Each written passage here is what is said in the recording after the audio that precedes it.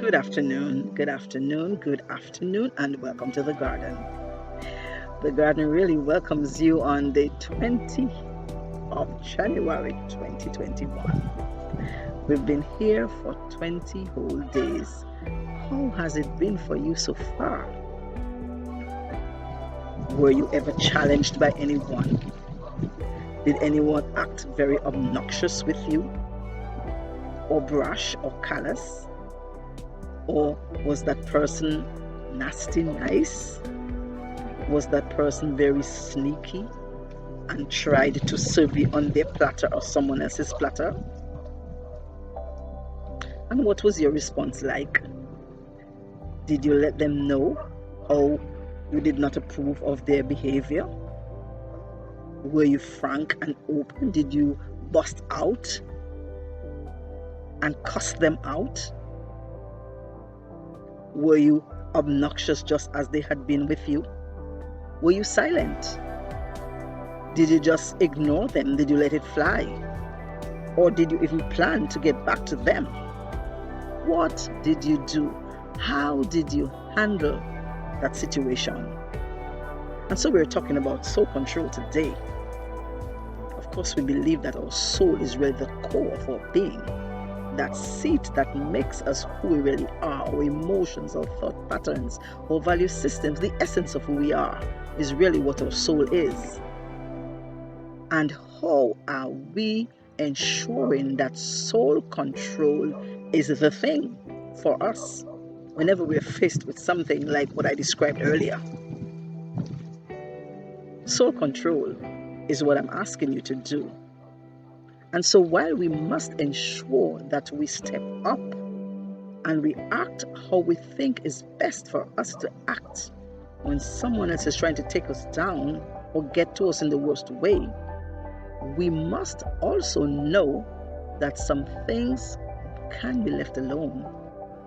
If it is going to cost us our peace of mind, interfere with our value system, and simply take away from our dignity.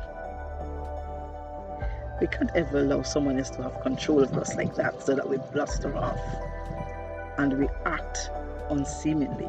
We have to do what we got to do, of course. In essence, we must be able to determine our triggers and know our pressure points and what takes us over the edge. Because, as I would have said before, peace of mind, peace of mind, peace of mind is of utmost importance, as is our value systems that we want to uphold.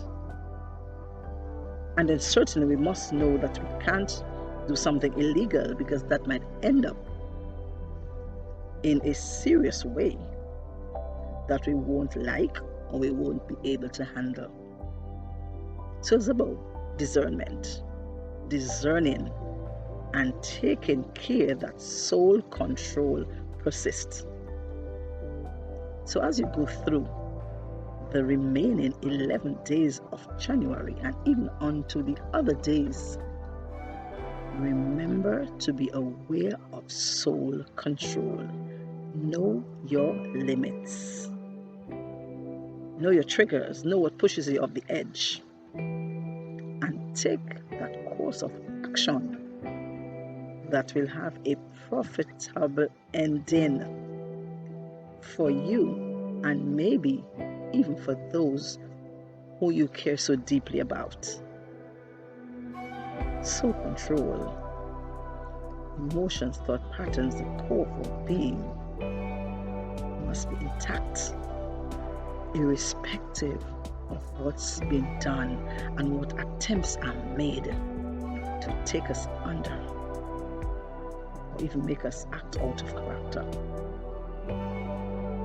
So when you're on the bus and you see some persons not wearing their mask, you must know what you want to do, whether you're going to cuss them out, ask them to put it on, or simply get off that bus.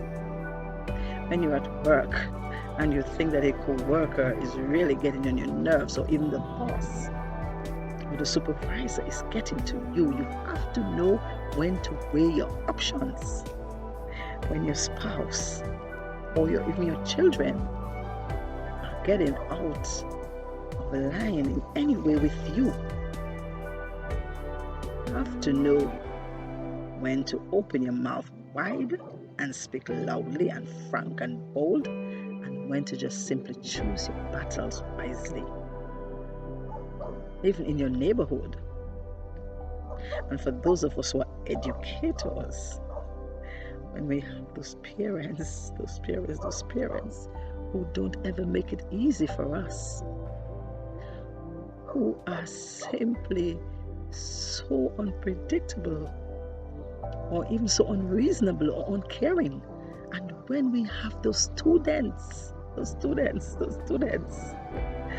who we think want to drive us up the wall and make us lose our sanity, and even of course when we have our principals and vice principals, as I am, that we think is getting to us and want to really overwork us, we have to exercise some form of self-control, aka soul control. Can't do anything about how another person acts or behaves, but we know that we can always control how we behave. Soul control, my friends and followers. Let's exercise some soul control.